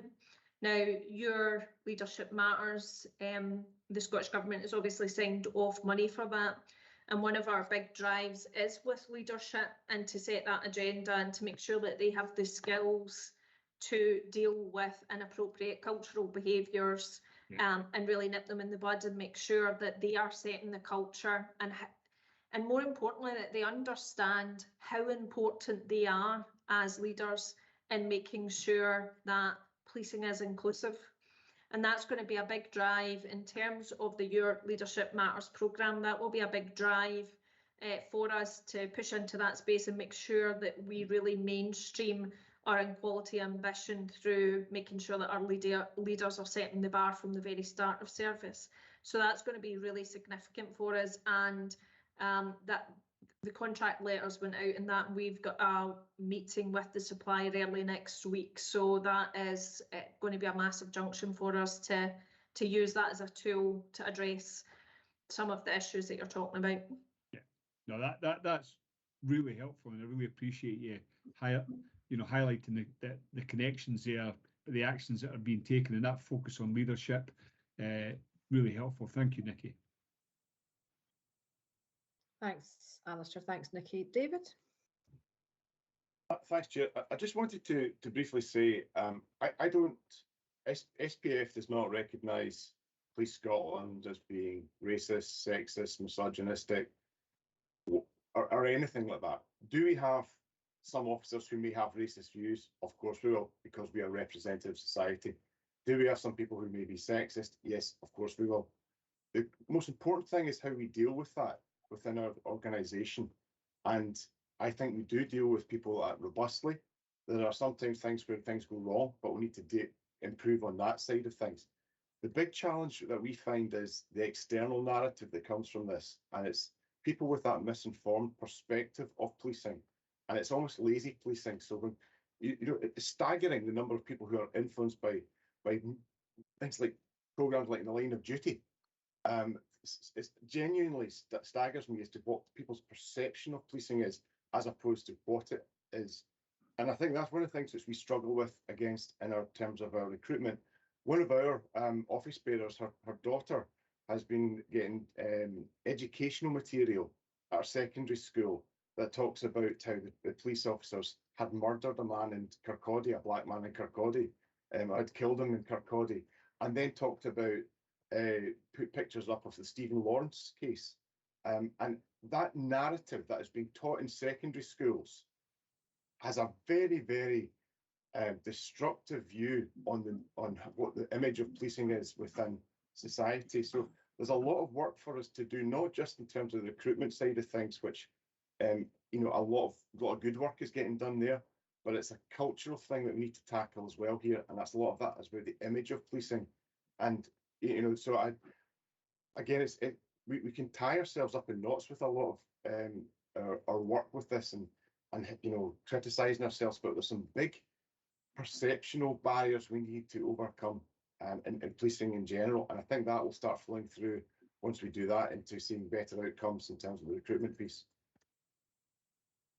David, I think that's really, really helpful, and it may well be, Nikki, to be taken away and reflected on, but we obviously, Police Scotland could produce material for schools that could be used and that represents wider than modern studies in terms of the curriculum, and there must be lots that could be done in whether it's maths or other aspects, and of course the really positive stories that come out that represent so one of the videos that we were shown on Your Safety Matters was really uplifting about a police officer with their police dog and how they worked. And then I was at the Scottish Women's Development Forum Awards a few weeks ago and couldn't help but be inspired by all the stories. So you're right, there's rich pickings there that we could use more effectively, which again increases public confidence and improves recruitment. Okay, with that, I'm going to move on. I'm going to, after this next item, in terms of Nikki's still with you, the Scottish Government Race Commitment, going to give us a 5-minute break. So over to you, Nikki, for 3.3. Well, that's certainly given me incentive, Chair, to be quick. No, on a serious note, the Scottish Government Race Commitment paper is probably the most straightforward paper on the agenda. Members are aware because they were involved in the sign of the Policing Together strategy. Outcome number 2 is that anti-race approach that the Chief Constable is very keen in progressing vigorously. This is complementary to that approach and complementary to absolutely the position that policing should be in. And as a result of that, I do think it's a no-brainer. However, this isn't just a service piece of work. Obviously, it's a joint piece of work that John McLean worked with us on. So we can't take all the credit, but there's an element of he may wish to add something, but I think it's relatively straightforward, Chair, in terms of the paper, and I'm happy to take any questions on it at all. Okay, thanks, Nikki. John, are you wanting to add anything? Thanks, Chair. Thanks, Nikki. The only thing I would add really is, and it's in the paper, is it demonstrates that it's not just a commitment because it's embedded into strategic planning. So the EDI strategy implementation plan includes within it what it takes to deliver on the commitment. And so therefore, if you deliver that implementation plan, get assurance in that, then that should give you an assurance to sign up to the commitment. That's essentially all I would add. Thank you. Thanks, John. Comments or questions from other members? Staff side organisations? Okay, in which case I'm making the bold assumption that we're content to support this, members. Thank you very much. And thanks to Nikki, I think she's earned us another 3 minutes. So if we will come back at 2:50.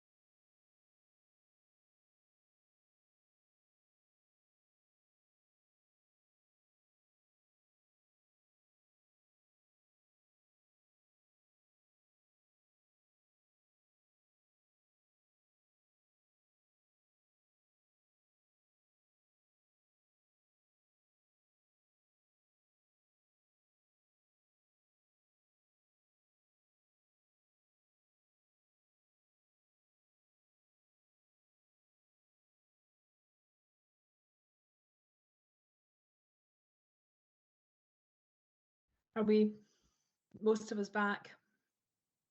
All good.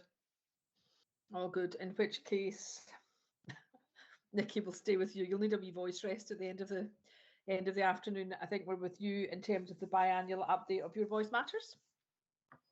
Thank you, Chair, much appreciate. So I appreciate the members will have read the paper already.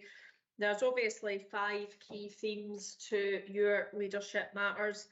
Sorry, not Your Leadership Matters, Your Voice Matters even, but one of them is leadership. We've already discussed the impact that the Your Leadership Matters sign-off will have. That will obviously have a significant impact in terms of a future update of this paper. We've discussed quite a lot about the organisational well-being, which obviously feeds into what we're trying to achieve. We are still running this year, the little things, which I'm sure Kirsty will comment on. We at Senior Leadership Forum launched both our engagement tool, that is a component of this, but in addition to that, our values campaign, which also feeds into the wider behaviours aspects of this. So although there are 18 ambitions and 2 are reported as ready for closure at this stage, there's significant ongoing work in the background that some of those elements I've just discussed will help us leap forward on as a result of getting them signed off.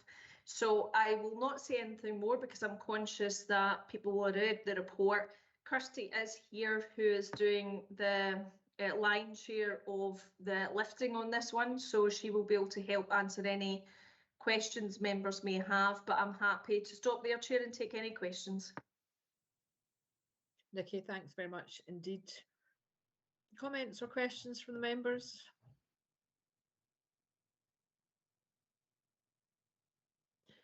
Can I ask then, to give people time to reflect, unless I'm missing, Alistair, I'll bring you in first. Yeah, thanks very much, Chair. Really good report. Your Voice Matters. It's a really good phrase, and then it's bringing that to life in the organisation. I'm particularly struck by the hindrance stressors and the little bit about it's the little things that matter. It's incredible actually how it is the little things that matter. So could you just expand upon that a little bit more and explain how the little things that are important to people in different locations, how, what's the pathway for them to highlight this, and then for the investment that's been made and the opportunities for further investment, a further 90k, potentially, because this is, we've all got it, haven't we, in our working lives. So I'd just like to hear a little bit about that and how that particular aspect of Your Voice Matters is working. So I'm going to let Kirsty answer that, Alistair, simply because Kirsty is not only resident expert, but she just loves this. So over to you, Kirsty. Thanks, Nikki. Thanks, Alistair, for the question. So it was a concept that I initiated 4 years ago. To your very point, it's the wee things. I would have said wee things if I got away with that, but I was told by my comms colleagues that it's better to say little. So look, the way that it's done is we launched it organisational wide, and it launched 2 weeks ago, a little bit later for a variety of reasons, but it launched 2 weeks ago across the organisation, and then it also is cascaded through the management teams, through the people partners who work with me, and each area, divisional commander or head of service, knows the monetary value that they have. But the really important thing is that it's actually now, it's actually, we're being demanded of it by our people. They're saying, when are we getting it? We've got some ideas that we want to put in there. What we've done in the last year or so is really refine the process, so it's as simplistic as possible. People put their ideas into a portal or a spreadsheet, and then that comes into the centre, so that the if you like, the heavy lifting of organisation of ordering said items is done by the central team. It's not, the burden is not held at local business areas, for want of a better word. So that's the way. It ranges, Alistair, from would you believe I need a fork or a spoon to have my break, to the most expensive item last year was garden furniture, places for folk to go outside and have their break or socialise with colleagues, bearing in mind last couple of years it's been socially distanced anyway, but that was the biggest single item spend, was that sort of stuff. The other, I mean, the first year we ran it, I was quite surprised at, frankly, 4 years ago, the basic items, a microwave to heat your food, because that wasn't available in every office. But we've worked really hard with our finance and procurement colleagues to ensure that we're doing the fair value piece as a public sector organisation and from a procurement perspective, and also ensuring that we are not overstepping any other boundaries of compliance through estates and finance, etc. So it's welcomed. I mean, Susie's smiling. I can see her gorgeous face on the screen. She's smiling. I'm sure David Hamilton, if I saw his gorgeous face, he would also be smiling, because it is absolutely positively received. Where we've fallen, if I'm going to be entirely honest, organisationally, where we've fallen under some criticism is that why should this scheme need to be in place when it's basic hygiene factors? But I think we've moved away from that over the last couple of years to really ensuring that it is about officer and staff well-being, and as it says in the title, is to try and make their working lives that little bit more easy. Thank you.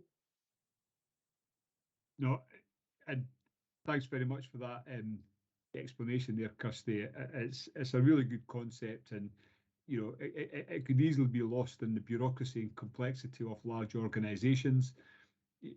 But when people ask for what are very simple things, for it to be, the process to be kept simple and responsive to them, and they see the difference, it is amazing what the wee things will do. So thank you. Thank you. Thanks both. Before I bring Susie in, it's my measurement question again. So it's how will we know? So if I pluck one, for example, I'm about to have a barking dog as well. I take one, for example, that was about the rank ratios. It says it's on target. So the question in my mind is, for something to be on target, we would need to know when we'll have an outcome about consideration of the rank ratios and what they are, and that then might be it complete, and then the implementation will take longer. So it's the measurement. How do we know, and have we clearly articulated the outcomes we're expecting? So from my perspective, Chair, that's some work has been done across some areas, but it's not yet, I would suggest, 100%. So as a result, and you'll have seen in the paper that we've got a new chair, ACC Emma Bond. She and I have been working closely, and under the next steps section of the paper, you'll see that my solution to answer that question, amongst other things, such as progress that's being made, is to invite all exec owners to the Your Voice Matters steering group meeting in January, which is attended by SPF and ASP's colleagues, as well as representatives across the organisation, to get a real grip on the deliverables of when and how will we know. In that broader metric question, Chair, I would say that we won't know whether or not our officers and staff feel more engaged with us as an organisation, have a sense of belonging, meaning and purpose, until we do a next survey. Because organisationally that will give us a total picture. But what I would also say at this forum, where I've said it elsewhere, is I would not be supportive at this stage of nailing down a further survey until we've made more significant progress in terms of the delivery of the implementation plan. And an implementation plan is not a P&D thing, Chair, it's an organisational thing. The Chief has been exceptionally supportive, and that's why we've got exec owners for all of the deliverables. So I know it doesn't fully answer your question, Chair, but I would like to think that post-January's meeting, we will have a greater grip of what you ask. No, I think that would be really, really helpful, Kirsty, and I fully accept there could be survey fatigue, but within that, and if I just continue on the rank ratio one, that's a very practical, tangible thing. So therefore, having and whether we'll have it by December 2027 or we'll have it by April 2023, if we at least have a time frame, then that's going to be helpful. So I would encourage you to encourage at the January meeting as much of that as possible. Okay, Susie then, David. It was just to add a bit of colour around the little things. I would say, I was a divisional superintendent when it came in. There was probably a little bit of cynicism at first when it came in, but the reality of it is, as a busy superintendent with a limited budget, to go and replace or upgrade all the cutlery, make sure that the microwaves that were pat tested, all that sort of thing, and the right sort of thing was really difficult to do. And we used to joke about the shift spoon, but you weren't far off it, So getting those things taken care of from if you like, from a centralised budget was really helpful. And then people started to share the good ideas. And now it's coming in to Kirsty's area. It means that we can get read across as well.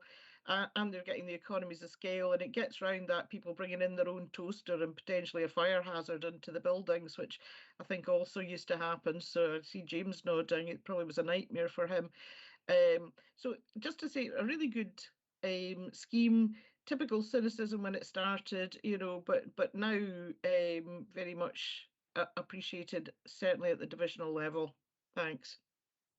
That's helpful. Thanks, Susie. And as a worker for having years in public sector, it's where I learned to have coffee with nothing in it because there were never any spoons. So yes, I completely understand that one. David? Yeah, thanks, Chair. I mean, the little things do matter, but the big things matter more. And I think that's the bit that we're really needing to move on a little bit. I do welcome that piece of work. But I do want to see it go into the next stage, which is, why on earth are we not empowering our staff to be able to buy some more spoons, for goodness sake, rather than having to wait for a survey or response and get, I mean, Susie as a chief superintendent should not be worrying about spoons. If someone needs to get a spoon for a staff canteen, get a staff canteen, the process allows that to happen. And I think my problem with a lot of these responses to surveys in particular is somebody comes in and says solves the problem, and then it's good until somebody moves that new flat and all the spoons disappear again. So we really need to get into that kind of cultural change whereby this is that we can fix that bit, and I don't think we're there yet, to be honest. I think it's still it's Christmas time, and then it moves on, and we have to wait till next Christmas. So I'd like to see that. I think there's a lot of these bigger pieces which still need quite a lot of work, and I absolutely support Kirsty's view that we don't need to be doing any more surveys just now. We've got a long way, a lot of things to fix from what we currently have, and some of these are not going to be able to be fixed. I mean, it's all very well having spoons, but if your roof is leaking in your kitchen, a spoon's not going to really help. So we need to be honest about to our staff about what we can and can't achieve within that. But I mean, I think the work is going in the right direction, but we've got a long way to go yet before we start claiming success on a lot of these things. David, thanks for that, and I think that it's always helpful to just be reminded. So yeah, you're right. But it's about small steps of change, and I think throughout this afternoon's agenda, even just talking about the truth to power, the how that cultural shift that's going to be so important for people to thrive is, there are a number of themes that action's been taken on that should be helping, and I think it's all power to the elbow of the team in January to say, right, what, when, how are we going to move things forwards? And there are other things, and as you know, the authority reflects on the quality of the state, even things like vehicles as well. So there is not one thing that stands alone, and I think it is just important to be reminded of how important all of that being woven together is on the workforce. Kirsty, last word to you. Please, Chair, thanks very much. I just wanted to, I should have said it as part of my update on It's Little Things.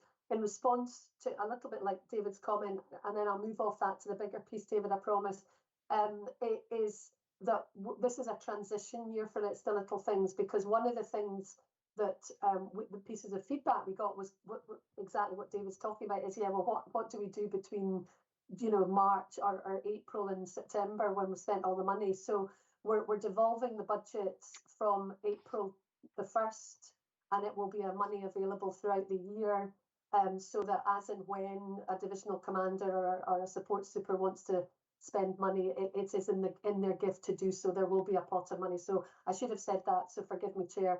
But to that broader point that David was mentioning, completely concur with what he's saying. I think post-December, when we know the spending review, when one of the points that in January will need to be, as part of Your Voice Matters steering group, is to communicate effectively what is the art of the possible and what we can deliver in that context. And that will form the broader piece of communication around that challenge. Thanks, Chair. Kirsty, thanks very much indeed for that. I'm going to move on now to you, James, in terms of the Q2 and year-end health and safety report, please. Yes, thanks, Chair. Good afternoon. Happy to take the paper as read, but just a few points I'd like to call out I think might be helpful, if that's okay. Just starting with the dashboard at the front, no statutory enforcement notices in place against SPA or Police Scotland. Our ridders are showing a decrease of 52% on the dashboard, but that figure includes COVID, and that explains the drop this year. The figures inside, it breaks down the actual ridder figures within the report. Total reporting has increased by 6.3%, and with some historic underreporting, we view that positively. Assaults show an increase of 14%. Again, we view that positively due to previous underreporting. And I know that members have now had a deep dive into Your Safety Matters and know the amount of work undertaken in this area. Slips, trips and falls are down by 8%, and that's a really important figure because of the number of quite severe incidents we have with foot pursuits and officers being off for a period of time. So I'm pleased to see that down. I'm also pleased to see manual handling down. We've talked about that a lot at recent meetings, down 63%. And that's a genuine decrease. My team have invested a lot of time in manual handling training in specific areas following the pandemic. If I jump to page 4, I've amended the report to allow more space for sources of assurance in order that members can see how we're progressing with issues and to give a wider feel for the assurance. Of note are health and safety on-call incidents slowly increasing, assurance model audits carried out in E and now in road policing with very high levels of compliance. That will be reported back to the Health and Safety Board in February, and I'd like to thank SPF colleagues for coming along and being part of the audit, so it's fully open and transparent. New safety helmets also having been approved for vehicles, and I've highlighted there we continue to work very closely with Scottish Fire and Rescue Service in terms of our strategy for fire safety. In terms of page 5 and 6, covers the estates actions for fire safety, custody audits and productions audits, and we've got Phil Collard on the call today if any members would like to ask any questions around this area. Page 7 provides details around our accident reporting, and it's positive to note that there have been no reports of workplace COVID this year. I'd probably just like to highlight the increase in incidents during arrest. So that covers the point that an officer makes the arrest through the transport process and then within custody. And what has been really positive about this is that Criminal Justice contacted me immediately. They noticed the slight rise in figures, and they're doing a piece of work to look at why this is happening. Have we got any trends, etc. Now, previously, going back a few years, that just wouldn't have happened. And I think it shows the cultural change. It shows the benefits of programmes like Your Safety Matters and the difference that they've made. I think it's also important to say that a lot of these incidents in custody are quite low level, and I know the example in the report is simply of a member of staff accidentally knocking their hand on a cell door, but really important to see these reported and to look at any trends. Page 8 shows the assault figures, and we can clearly see the trend in the graph where a lot of work's gone into improving reporting. Page 9 shows that rise in during arrest and custody. You can clearly see that. And I think we'll have a clearer picture on that. I'll be able to report back on perhaps why that's happening at the next People Committee meeting. Finally, the report rounds off on page 10 with some of the other work that's going on just now. It highlights the riddle reduction work, which I think I mentioned in the last meeting we were planning to do. I do vary the way that I communicate the message and the type of message we try and get out. This time we're going on a poster campaign across the divisions, telling officers and staff how they're most likely to be injured at work. And that's a tried and tested method. We've used that before with some great success. And it directly impacts on our RIDDOR figures. We can actually see them coming down in time.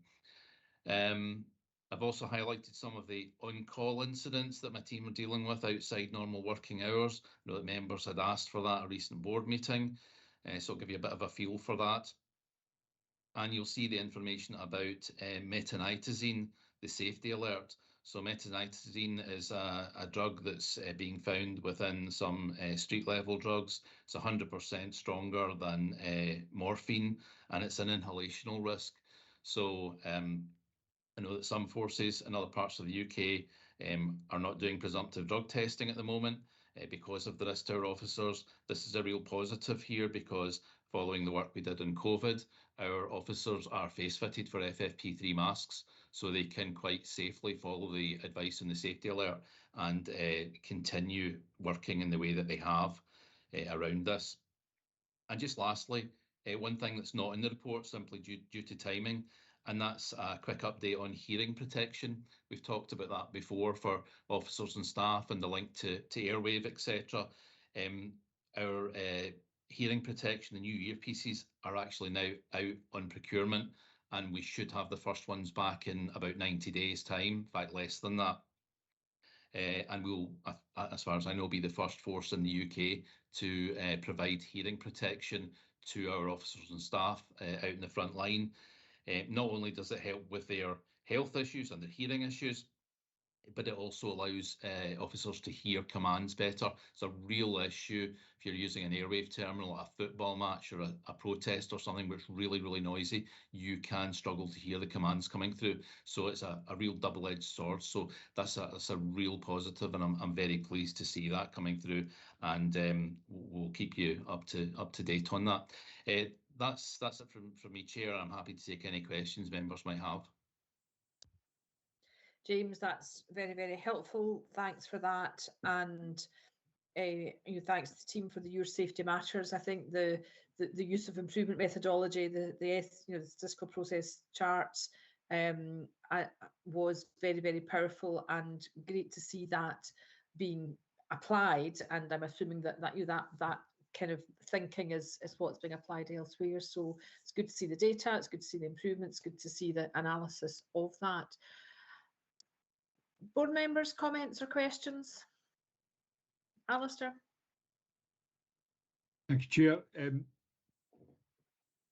As always, James, you're a really comprehensive report, and your commentary adds some really insights. I was really interested in that hearing protection comment that you made. You know, it sounds so obvious when you explain it that way. You know, to be a leader in this field, I look forward to hearing more on that. My question though was about the assaults, and clearly there's top tips, and you see the upward trend in reporting. When will we get to a point where we think that it isn't part of the job, and if it happens, it needs to be reported? So we're not saying, well, the increase is because of increased reporting. We actually have that baseline on, well, this is actually the level of it, and understanding that then obviously helps you as you're doing, to improve the situation. Have we got a focus on when that might be? I don't think I can give you an exact time frame, but hopefully not too long. What we are doing in Your Safety Matters team are working on this a lot, is to monitor the difference between the accident reporting through scope and the crime figures. That's what we're trying to do. We're trying to close that gap. I don't have the figures in front of me just now, but I think it was something like we're up to 80 or 90% of the scope of the incidents going on to scope. So a very small gap to close. and then we can really spend a lot more time dealing with the actual assaults. We need to close that gap in reporting first of all. Yeah, no, that's really helpful, and to understand the methodology behind it, the science, if that's the right word, behind that. I think it's an important issue for us to get to that. Sure. You know, these are the assaults, and how do we take this forward? Thank you. Okay, other comments or questions? No, very clear, concise report, James. Thank you, and good to see the progress as well on improvements for staff and officer safety.